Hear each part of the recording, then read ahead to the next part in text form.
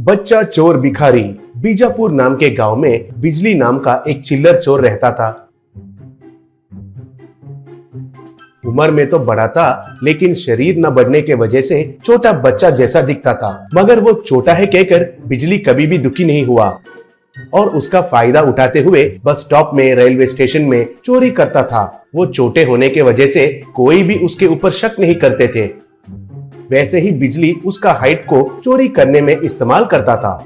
एक दिन बिजली को एक बूढ़ा आदमी मिला। उस बूढ़ा आदमी के बाजू में एक बैग था। बिजली उस बूढ़ा आदमी को बातों में बहलाकर उसे पैसे चुराने के लिए उनसे बात कर रहा था। वो बूढ़ा आदमी एक पेपर पढ़ रहा था। उस न्यूज को जोर से पढ़ते हुए, शहर में छोटे बच्चों का अपहरण बढ़ गया है, अचानक से बहुत सारे छोटे बच्चे गायब हो रहे हैं, कहकर पढ़ा। फिर वो बूढ़ा आदमी बिजली से, अयो छोटे बच्चों को कौन किडनैप कर रहे हैं और क्यों कर रहे हैं समझ में नहीं आ रहा है। देखा बेटा, छोटे बच्चों का किडनैपिंग बढ़ गया है, बेचारे अब उन बच्चों को क्या करेंगे। मैंने सुना है एक एक बार वैसे उठा के ले जाकर उनसे भीख मंगवाते हैं। बेचारे माँ बाप होने के बावजूद भी अनाथ जैसे जीना पड़ेगा उनको।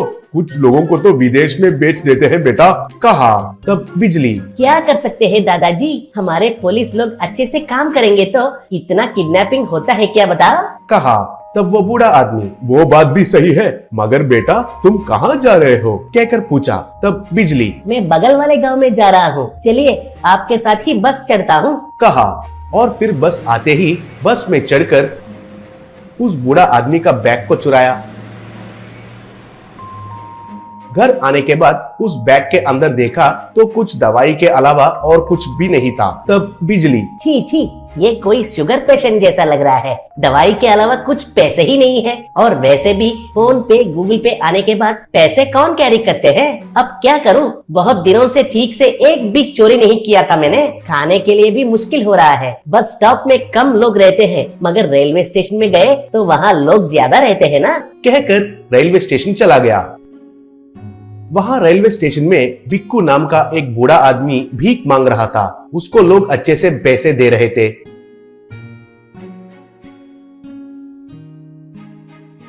बिजली रेलवे स्टेशन में गया। वहां पर बिक्कू को देखकर, वैसे ही बिक्कू के पास बहुत सारे पैसों के नोट्स और चिल्लर देखकर हैरान हो गया।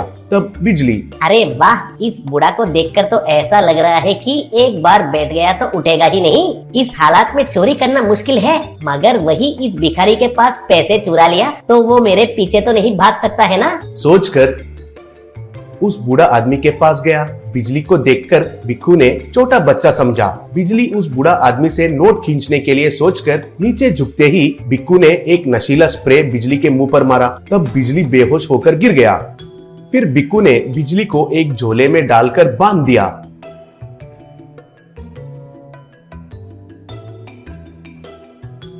बाद में शाम को लोग कम होने के समय पर एक आदमी आकर उस झोले को उठाकर उसके बाइक पर डालकर चला गया।